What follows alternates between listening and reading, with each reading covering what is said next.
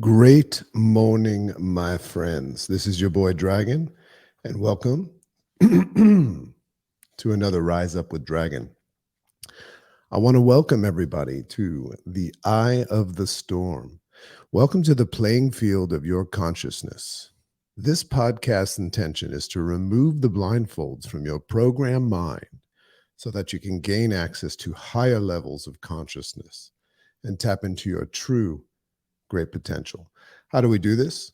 We do this with our 10-minute, straight to the punch, deep thought podcast format, our weekly blog called The Dragon's Lair, One from the Vault, as well as our upcoming online courses and books. I want to welcome everybody to another Rise Up with Dragon.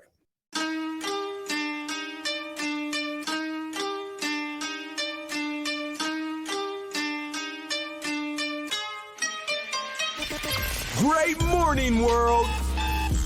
Welcome to the Rise Up with Dragon podcast with your host, Dragon!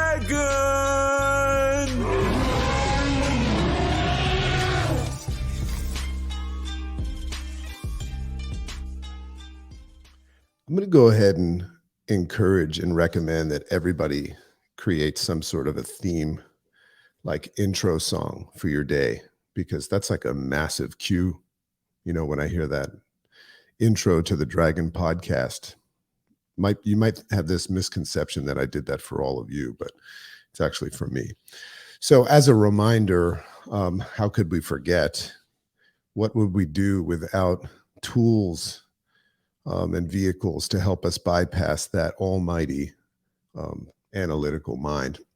And one of my favorite ways to do that is with meditation. And there's no better way to do that than to use Karma Mind. And Karma Mind has a lot of exciting stuff coming up. From what I understand, it's being revamped, and you're going to hear a lot of new meditations on that podcast. So our sponsor for the Rise Up with Dragon podcast is Karma Mind. Get into the float state with Karma Mind meditations and gear.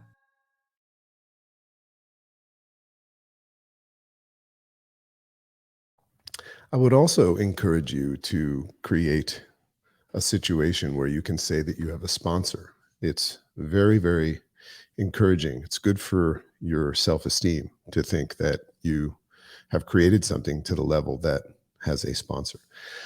So I've got a great one today, and it's a concept from the book. And this concept and theme today is called Your Crazy Wall. But before I get into that, just a couple of thoughts. I just got back from Portland, Oregon, which is a beautiful, beautiful place. Just, wilderness and streams and just awesome, awesome stuff. And, rivers and big trees and, beautiful sunsets and mountains and views of like Mount St. Helens and things like that. So just got back, and as I get back into my structure here, and we try to do our best. We have a structure that we have at home, and we have a structure that we have on the road, and we do our best. Just a couple of thoughts. So I had the opportunity to speak to a lot of people that, are at crossroads. I was speaking at this event, and, when you're speaking at an event, especially when it's like in a retreat and everybody's just really, really dialed in and submerged into it, you get into some pretty heavy conversations. And one of the common ones was just this idea of the perception of being overwhelmed. So just a quick thought, and this is something that you can utilize today. Is this idea and this feeling? A lot of people have a fear of failure, but one of the most powerful fears is the fear of success. And that fear of success is typically tied into the idea that it's attached to overwhelm. So it's like, what it's like to feel overwhelmed, and when you feel overwhelmed, which is really, as Gay Hendricks would call it, a hidden barrier and upper limit problem, meaning it shows up right before you level up. It's part of your old program. So, but when we do have that feeling of overwhelm, our natural instinct is to diminish that sensation of overwhelmed. And we start to remove things from, as I call it, our life plate. We just start to remove things with the intention of simplifying our situation. That's what you want to do. You want to decrease that feeling of overwhelm. But what's interesting, and this is what I'm offering you as an observation in your life today, what's interesting about that is if you're conscious, you'll notice that the things that you're looking to remove, throw off the plane, remove from your life plate are actually always, you'll see it, they're the actual things that you have on that plate or on that plane that were intended to leverage growth in your life. So overwhelm is a killer of many dreams if you don't know how to respond to it, which is why you have to have a healthy interface response system. That's what my book is going to help people do. But why do we all of a sudden get rid of the things that we actually need and we go back to the easy things that not only don't hold us from moving forward, but they actually block us from moving forward? Things like fake work, things that we do that don't move us forward. So anyway, that's my thought for the day. Use it. And if you don't use it, you could use it tomorrow. So the crazy wall. So here's the way I'll lay this out. So picture this. This is what I wrote this morning. Picture this. You've been called upon to investigate a series of life-changing events from your past and your present. Some are perceived as pleasant and others traumatic. Time is of the essence, as your life depends on making sense of how they are all connected. It's almost like you're a crime scene investigator and there's a killer out there, right? And you have to put all the pieces, of the puzzle together and the facts and all that stuff. Time's of the essence because this dude is still out there. But the scenario here is that this is about your life and all of the life-changing events from your past and presence, right? And as I said, some are perceived as pleasant, some traumatic. Time is of the essence as your life depends on making sense of how they're all connected. That's what we're all looking to do. We're seeking clarity. We're trying to find out why we're here and our identity and things like that. So if you really think about it, we're trying to make sense of it all. So the evidence has piled up over the years and it continues to do so. Names, dates, motives, interpersonal relationships, past histories, any of these could be the key to cracking the case of making sense of your life and moving your life back on track towards your dream life. Interesting to look at your life like that, isn't it? So I want to introduce this idea of a crazy wall, sometimes known as an evidence board, and then we'll put it together. So an evidence board, aka crazy wall, that's that thing that you see in crime scene investigations and things where they have the, all the pictures up and they connect the dots, right? So crazy wall, aka evidence board, is common. It's a common background, like I said, and feature in detective movies and TV and all that stuff. So it features a collage of media from different sources pinned to a pin board, a cork board or something, and stuck to the wall. So, and frequently interconnected with string marking the connections. So that's the visual I want you to have right now, is that there's these pins and they're connected with strings, all of these things that have gone on. In a criminal investigation, they're people and they're events that took place, but it's the same thing that's going on in your life.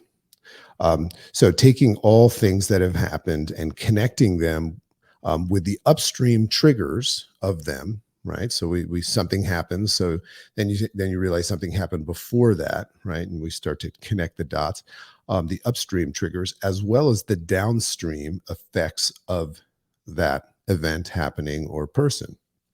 So you're starting to connect the dots. So you pin each one up. So you take a picture, you put it up on your cork board. You pin each one up, then you wrap some red yarn. And I just want you to visualize what that's like to take, a pin, put it in the cork board, signifying, an event, and then wrapping, that red yarn around it and then connecting it to another pinned up, event, either upstream or downstream. And just imagine what that very act of wrapping the red yarn around a pin signifies. It signifies the solidification that connection has been made. So think about how that interprets into the wiring and firing off of your brain. we understand neuroplasticity, and we also understand that our brain is wired to think a certain way. But are those connections in our brain correct, or have they been taught to us by our programmers? So now we're going to kind of unfold. We're going to check the facts, just like a crime scene investigator. So at first, if you look at this wall and you start pinning up all the things that have been piling up from your past and continue to do so in the present, it looks crazy. Hence the idea of the crazy wall. So some people, though, call it an evidence board, and some people call it a crazy wall. So crazy wall is when you're looking at it as a crazy wall, but an evidence, board happens when we take that crazy wall and all those pictures and we start to make the connections. But we don't only make the connections. One of the things that I teach in my in my assess phase of the interface response system is the idea of taking something that you just call an event. And if you look at an event, you'll recognize how you perceive it, how you perceived it, and all of that stuff, and therefore your response to it. But one of the things I talk about is utilizing things like holographic vision, which is really just looking at things from all angles and checking the facts. So the moment you start to look at the crazy wall and connect the dots, and not only look at things, change them from just a happening, but look at it from all perspectives of, where were you at that time in the life? Were you above or below the line of responsibility? Were you a victim of this thing? Did it happen for you? Did it happen to you? And also looking at the event in itself. Did it, was it caused to harm you, or all of these things? When you check the facts and you start connecting the dots, the crazy wall starts to transform into an evidence board. And that is a really, really cool thing. I said we can interface with the various happenings in our lives as observers and victims. That's the first glance at the crazy wall. Or we can start to connect the dots, and we can start connecting and becoming open and curious participants. So think about, if you're just a victim and an observer of things, that's a reactive thing. You're seeing them happen and they're happening to you. That's the crazy wall. It's out of control. And all you can do when you're looking at your life in that out of control phase, and you don't actually connect the dots and take the time to look at all the sides like a hologram. Remember, what a hologram is when you walk past it, you see different images, right? Sometimes you only see one image on a hologram. You got to walk a little bit further and see that there's more to it than just that one image. So we have that tendency of being in a reactive victim status, looking at this thing and yeah, it looks crazy. So we only have one choice, is to make up what we think it is. And how do we make up what we think it is? With our programmed mind, which was given to us by others, mother, father, teacher, preacher. So what this is about is becoming that crime scene investigator, that detective, and just saying, starting to question things and actually check the facts and turn this crazy wall into an evidence board, and therefore make sense of it all. So that's my gift today. I'm back. Looking forward to getting back onto my Mondays and Fridays. You're going to see some changes because the book is coming out probably January. So if you're not already on our newsletter, we're going to be giving out some really, really cool free samples of it. That'll be very, very helpful, and a lot of other goodies. So go to riseupwithdragon.com and something should pop up, and that's just to get on our free newsletter. And there's also the discipline program that's coming out, and there's going to be some free giveaways with that and stuff. Or you could just do it to support the dragon and his 15 years of doing all this. As always, we love when we get our ratings and reviews on our podcast. We also have our other podcast that I do with my brother, Mark Savant, called NFTs Made Simple, which is a really, really cool way for a beginner to learn about cryptocurrency and NFTs and stuff like that and make sense of it. And that's all I have for you today. Have an amazing day. Don't forget to check out Karma Mind.